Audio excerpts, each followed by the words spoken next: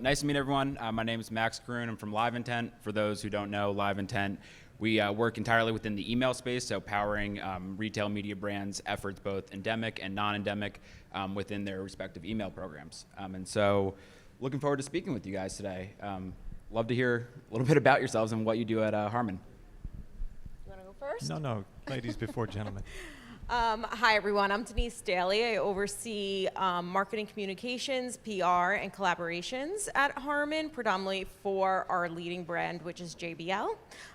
You heard from Lauren earlier. So yes, we sell headphones, speakers. We're actually the #1 Bluetooth speaker company in the world. We're also the #1 party box speaker in the world, and we have multiple brands, but JBL is our leading brand, and I like to call myself the megaphone, basically, for our brand. So I work with all of our partners, influencers when they hit into the celebrity space, and our ambassadors. And I'm Jamie Feuss. I'm the Director of Retail Experience for our stores. I came to Harman a number of years back to help conceptualize our stores, get them opened, and then staff and lead those locations. So currently we have a store here in Manhattan in Soho, and another in Tokyo, actually Yokohama, and another in Germany, in Munich. Yeah, and let's elaborate on that. We're here to talk about brick and mortar, and JBL, you mentioned, has 2 stores, huge global brand. How are you starting to think about the in-store experience a little bit differently as the world changes, and e-com is, obviously we heard from Lauren, a big focus of yours. How are you translating that to the in-store experience, and what are you doing a little bit differently? So what we've always tried to do is provide a different experience, a unique experience, right? The ability that you have in a store is to show your products, right? So we have these party boxes, we have these Bluetooth speakers, but you can't listen to them online, right? So it's difficult to do that. And what we're really trying to do is just create a space that's comfortable for people to see, touch, and listen to the speakers. And at the same time, if we're not the destination for them to buy that day, to at least allow or point them in other directions to get there. So whether it's our own platform, jbl.com, or for another brand, harmancarden.com, we'll drive them to those locations, or our partners, because we do sell our products at lots of retailers around the world. Right. Yeah, and to add, we're a huge experiential brand, so we go where our consumers are. So that be a pop-up, that cultural events, concerts, where we're kind of all over the place, but we for sure want to connect with our customers in that way. We also host our own 3-day, basically, takeover in Las Vegas, where we host 3 different concerts. You could experience the brand from everything from our pro products to gaming products. We have our ambassadors there. So it's really bringing value and access to our consumers that you may not get otherwise, is an important piece of our brand ethos. I think that to dovetail what we often talk about, we mentioned it, and Denise certainly and I talk about it, hear about it as a group. We talk about meeting culture, where that culture intersects with sports and music especially, and those locations, when they are the right locations, are where we'll go and activate, do some pop-up, right? And we'll also do that in the store, right? So we've got several partners around the world, but locally in New York, we're partnered with the Yankees. We didn't just have an appearance by one of our brand ambassadors. We had a gaming event, right? It supported some of our products and also was a fun way to engage the local community in an authentic way. Lots of gamers, lots of Gen Z. That's the attraction, and that's what we're just trying to look to be unique and offer a different experience than just come in and touch and feel. There's also an opportunity to come in and do something a little bit more special. So it could be a music DJ, it could be an evening where we're having a podcast from the store, but those kinds of opportunities are opportunities we look for. Yeah, and I thought what you said yesterday when we spoke was super interesting about how not many people realize just how big a part JBL products are in our underlying, I think you use underlying technology. So whether it be cars or speakers at concerts, I learned a lot from our conversation yesterday. What would you say is the biggest challenge, though, when it comes to creating awareness of just how many of your products exist within our day-to-day life? So I think one of the problems, and it's also a strength, but one of the problems is that we do have a lot of brands, right? So we really focus a lot on JBL. That's the most known brand that we have, and you'll see it in lots of places, whether you're, some of that comes back to paying attention, but being in New York where customers visit our store, we always let them know, hey, if you go to Yankee Stadium and hear a game or a concert, it's being played on JBL professional speakers. If you go see a game at Madison Square Garden or go to a concert there, same thing, right? So, oh, by the way, if you're driving, you might have driven in your vehicle, if it's a Lexus or a Toyota, and experienced sound from Harman, right? So you'd leave your home listening to your favorite concert music or your favorite artist, and then go see that person, and then come home, and you could very well then be streaming it at home on any number of our products. So that's, and we're not just in those two vehicles, we're in lots of other vehicles, but with some of our other brands. So that's perhaps the challenge that we have. You can also be assured that in the recording of those artists, they're using our microphones, they're using studio equipment that they're listening back on, which is Harman product. And if you go to even the Grammys, right? The Grammys are all Harman products, from JBL speakers to the lights that are one of our other brands. So it is a when people talk about ecosystem, especially when you think about the big tech companies talking about their ecosystems, they can talk about using their tablet or using their headphone, but have they been doing that for a long, long time? And is it more than that? Is it just the operating system, or is it the things that you literally experience, from music to recording to just the emotion of being at perhaps a game, right? We're in lots of arenas around the U.S. as well. So, any number of movie theaters that you can go to. About 70% of the movie theaters in the country, and they're JBL speakers, but we're all sitting in the dark, and we're watching a movie, not really paying too much attention to what we're listening to, right? Yeah, I would just add, there is misappropriation of brands sometimes in our space, and it's really setting ourselves apart and how we do that, and obviously we're hyper-focused on that. We are the largest Bluetooth company in the world, but when it comes to headphones, we look at ourselves more as a challenger brand.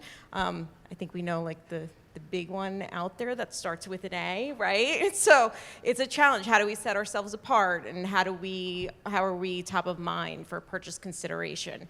And to do that, we have to do things like our influencer programs and really resonate strongly and listen to our consumers and what their needs are, and kind of be ahead of the trend. And so we're really focused right now on growing that piece of the business. Yeah, and you mentioned earlier Gen Z. Obviously, that's the audience that a lot of brands such as yourselves want to reach, and it seems like you're trying a lot of different exciting things, particularly when it comes to live events and in-store experiences to reach them. What have you seen be the most successful, and what will you be building upon from what you've learned in 2022? What we've seen is to really listen to our consumers, and that's across all platforms. The other thing I would say is when it comes to our brand ambassador programs or influencer programs, like Lauren touched on, authenticity is super important. So I think before we would, give a script maybe to a brand ambassador or say this in an interview, and we've really have pivoted totally away from that. Like the first thing, anytime I'm in an interview with Doja Cat, the one thing, why are you a brand ambassador? Because I love free speakers and I love JBL speakers is what she says, right? And so in the past, would you probably want to script that out a little differently? Sure, but honestly, she reaches her biggest fans and they love her because she's real about it. And the truth is she loves our speakers, and that's why she's our brand ambassador. So I think authenticity with Gen Z is super important in understanding how to engage as a brand on platforms like TikTok, obviously. we've seen huge success on TikTok and driving to our e-commerce site. So it really exploring that and using data to figure out like what works and doesn't work for us has been huge. Yeah, and so outside of driving those users on site, Amazon, Lauren spoke about a little bit. Yeah. How does that fit into your overall marketing mix, and where have you seen success when it comes to driving sales on Amazon versus on site? Certainly on site, and certainly any activation that we're doing nationally, especially with e-com, there's a direct correspondence to our business in our stores. So when they are activating on e-commerce platforms, whether it's Amazon, our own, or others, generally they're doing it in concert, not all the time, but when that happens, the phone rings and people come into our store, right? So they have a bigger reach than I have as a 3-store world sort of advertising budget, right? So we're well, let's put it this way. We take advantage of that space, but we also support it, because we'll get some calls from around the country, and people will say, do you have it? But they're not going to drive from wherever they are to come to see us, right? But we'll point them in the direction, whether it be BestBuy.com or Amazon, or whether it's their local Best Buy. Walmart. Right, yeah. So Walmart. these and we're in independent retailers as well, or smaller store chains around the country and around the world. So our team has a pretty good breadth and depth of knowledge of who those dealers are, and we also offer a little bit of the sort of the step-up product, and that becomes a desired product on occasion, and that team is pretty well versed to steer those folks to those dealers too. Right. Yeah, and with such a high quality product, the price point's going to be a little more premium than what you can obviously get in airport vending machines. So how long do you typically do you find it takes to get Gen Z from when they go to a live event to actually make this high price purchase? How long from the time that terms of they've the- experienced the marketing funnel, it? yeah. So we typically do have products available on site at any of the venues or activations that we have. So it can be something that they purchase right there. It could be something that they try and then purchase later. But we typically always see the effects of connecting with the consumer and then having them, go through that journey with us. And kind of, one of the things I will say too is that we don't just offer premium products, we offer a range for everyone, and that's what we're known for. So we're a little bit different than our competitors in that way, is that we really do pride ourselves on having something for everyone at different price points, and delivering quality audio at all price levels. And then personalization. We've heard a lot about that. Pretty much every speaker I've heard so far. When it comes to personalization, love to hear a little bit more about that, both from an in-store perspective, but also online. Yeah, I think Lauren would agree too. This crosses our platforms, and it touches back on something Denise mentioned and we talk about, which is that authentic piece, right? So we have the ability to help a customer make a purchase, one of their Bluetooth speakers in particular, or for that matter, some headphones. They can personalize it by designing their own thing, right? Now they could use a picture. So if I've taken a picture of my family, or I have a favorite picture of my dog, I could put it on my speaker. It's an online-driven opportunity, right? I don't have a 3D printer in the store. We've hosted some events with some artists in the store where they've painted some of our products and taken them home, and that's been pretty successful. But what we also have in the store is just an homage of, hey, here's how you do it, and here are some samples of what these things look like. So it may not be your design, but there are some designs here. And in some events, we've also, during the event, pre-ordered some specially designed products so that when that potential event happens, we're able to show some people some limited edition purchases at the store. And that tends to resonate with Gen Z and several other buying categories as a limited available opportunity. I think Denise mentioned it. One of our speakers in the the past year, we partnered with Supreme, and it was a pretty big hit with consumers. In fact, we couldn't sell them because they couldn't order enough, essentially, right? So high class problem to have. We're looking for continued ways to offer at the store that kind of an experience, but it is an experience that is unique to the person. So you just can't create something and say, here you go, this is personalized, right? They have to be part of it. Yeah, our personalization program actually is the most robust in the audio industry, and we just rebranded at the end of last year to JBL by Me, because it really is about what do you want, how do you want to design it. You can upload a picture, you could upload artwork, you can choose from what's available, you can change the colors. So we definitely find that that's what Gen Z is gravitating towards. They want something unique and different. And then with our collaborations, we recently, during the holiday, had designs by Doja on our personalization site. So you can go and pick something that Doja drew. And like Lauren said, we saw double-digit growth on our e-commerce site just from Doja going live on Instagram. So we know that it's a really big growing business for us is personalization, and so that's why we've invested in it even more for this year. And as we move into 2023, what does the next year look like in terms of building upon that success? Yeah, we have a lot more collaborations coming. We can't talk about No, you can't share everything yet. Yeah, we can't share everything, but we have some brand collaborations coming up. We do have some ambassador collaborations coming up, so it's exciting. And I think the store becomes another pillar of that marketing and that campaign. So when those potential brand ambassadors or partnerships unveil, we look for opportunities to sort of plug in and do it again in an authentic way without making it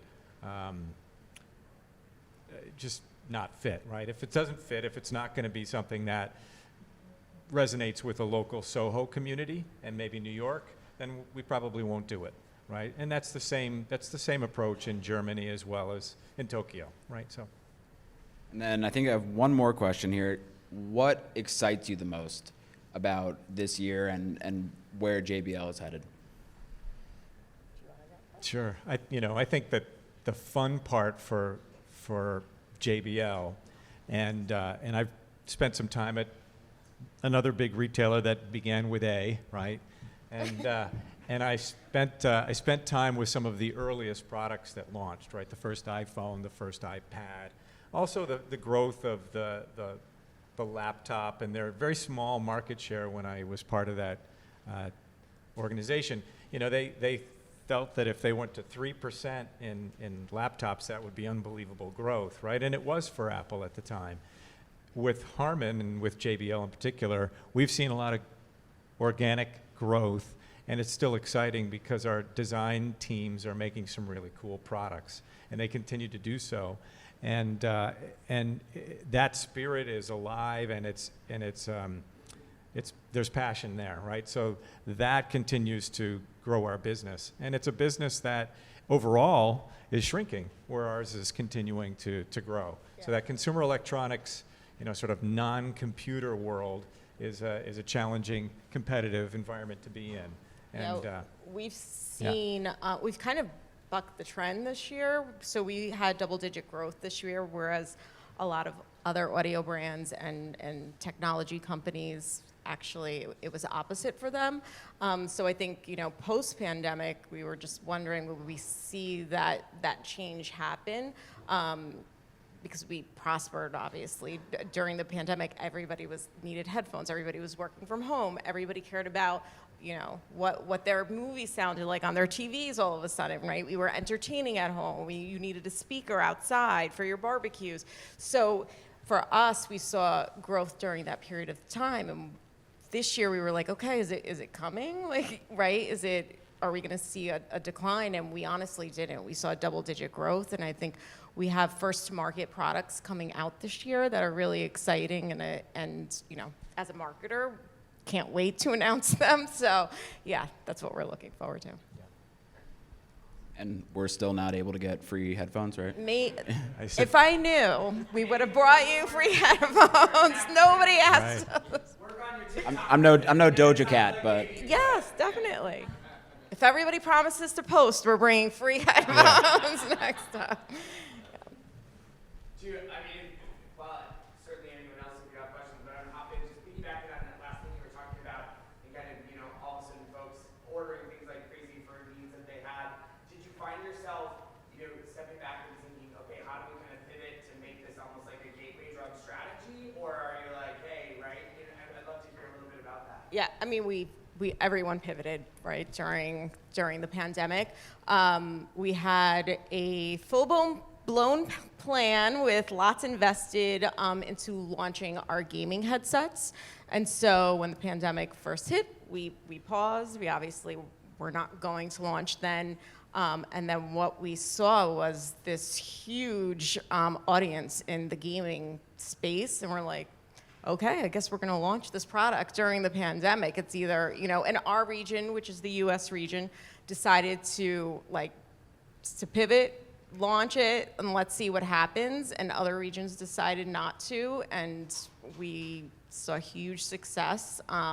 And in such a short period of time, we're able to make waves in that space. So yeah, we were constantly pivoting and changing our market strategy during that period of time, but all for the better, I guess. And did you find that there were a lot of people that were totally fresh and new to you that are all of a sudden now branching into other products, or did you have to really try and speak to them to specifically get them to do that? Or Yeah, for sure. I mean, we're always, I think trying to come up with new and innovative ways to present our products, tell our story, our value proposition. I think we had to relook this year. Again, there were things like, the metaverse that presented itself, and what does that mean to us as a brand? We released an NFT with Doja Cat, but with that, why we looked at why are we doing this? What value does it bring to our consumers? And so anybody who had purchased our NFT actually was invited to a private pop-up surprise concert with Doja Cat. And I think, we're always looking for the ways that we can bring added value to our consumers in that way. But for sure, we did see the love spread across our product line. So if you love the speaker, you typically will also enjoy our other products. I think headphones is a little bit more challenging. I think headphones fits a little bit more into the fashion space. So people identify their headphones a little bit with which brand you purchase. But I think with some of the partnerships that we have, we'll kind of expand into that fashion line as to what is coming up. Can't say just now, but yeah. Gucci headphones. Awesome. Yeah, go ahead. You've proven your projection. Go ahead. I don't know if you Yeah. So, regarding adding value to your customers and all that. So, correct me if I'm wrong. Do you guys currently have any partnerships with any TV brands? Because personally, I've had the most trouble trying to set up surround sound and all that stuff. So convenience-wise, it would be so sick if a TV kind of came with a whole surround sound set. Because I spent 5 hours trying to do it and just couldn't figure it out. I have to be honest. I'm not good at it. But our parent company is Samsung. Okay. So yes, we do. But Yeah. is there, when you order the speakers and everything like that, I don't know, I just felt like it wasn't that intuitive, but okay, that's good to know that, can you buy a Samsung TV that, with a package with the JBL soundbar and Do you want to tackle? So the short answer is that we're run as a subsidiary of Samsung. So to a certain degree, we compete, right? We still do that, right? We still like to think that we're going to outperform our big parent, which probably will never happen. We know that. But that said, our remotes are all preset for the major brands of televisions, right? So if you buy a sound bar at the store, all you really have to do is say, okay, point and shoot. And usually it's going to pick up and learn which TV you have on its own. So you don't have to do any codes or anything like that. But at the stores, we're not in a place where we sell other products. We're really just there to feature and talk about our own. So we've got them set up with various TVs, right? And people can see, experience them, and we'll guide them through what that setup looks like. But I'm not rolling it into a package. Now, some of our partners might do it, right? So, you know, so I would be on the lookout that way, and you'll see it on occasion, but. And do the OTA updates. I never had the patience to do them, and then I understood, now working for Harman, that it's a very important piece of the performance of your product, for sure. Yeah.